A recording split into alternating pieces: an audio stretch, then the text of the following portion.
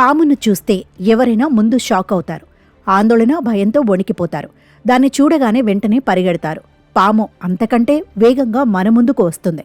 ప్రకృతి దానికిచ్చిన శక్తి అది. ఈ భయంలో పడి ఏం చేయాలో తెలియక కొన్నిసార్లు పాము కాటుకు కూడా గురి అవ్వాల్సి వస్తుంది. దేశంలో పాము కాటు మరణాల సంఖ్య గణనీయంగా పెరుగుతుంది.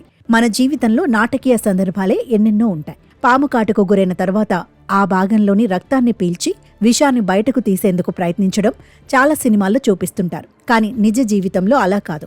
నిజం ఏమిటి అంటే పాము విషం మనిషి రక్తంలో క్షణాల్లో వ్యాపిస్తుంది. విషం ఎక్కువైతే సకాలంలో వైద్యం అందక మరణిస్తాడు. దీనికి ఇక్కడొక మార్గం ఉంది. పాము కాటేసిన 5 నిమిషాల్లోనే ఆ వ్యక్తి ప్రాణాలను కాపాడే ఒక పరిష్కారం ఉంది.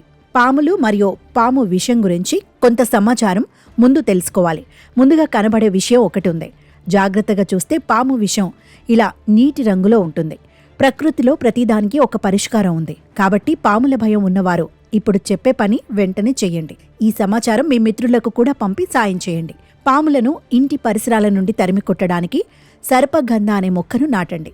ఈ మొక్క ఉంటే పాములు దగ్గరకు కూడా రావు. ఈ మొక్కను ఇంటి చుట్టూ నాటితే పాములే కాదు, ఇతర విషజంతువులు కూడా రావు. ఆ మొక్కలో ఉన్న శక్తి అటువంటిది. మరో మార్గం కూడా ఉంది. పాము తిరుగుతూ ఉన్నప్పుడు భయపడకుండా పాముపై కిరోసిన్ ఆయిల్ పోస్తే అది వెంటనే పారిపోతుంది. పాము కాటుకు గురైనప్పుడు బోడ కాకరకాయ వాడితే పాము విషం వెంటనే తొలగిపోతుంది. పాములు ఎక్కువగా ఉండే ప్రాంతాల్లో ఈ మొక్కను పెంచుకోవాలి. దీని ఉపయోగం చాలా సులభం. బోడ కాకరకాయను ప్రాంతాల వారీగా బొచ్చు కాకర, ఆర కాకర అనే పేర్లతో పిలుస్తారు.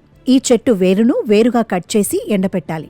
ఎవరైనా పాము కాటుకు గురైనప్పుడు ఈ వేరు పొడిని పాలలో కలుపుకొని తాగాలి.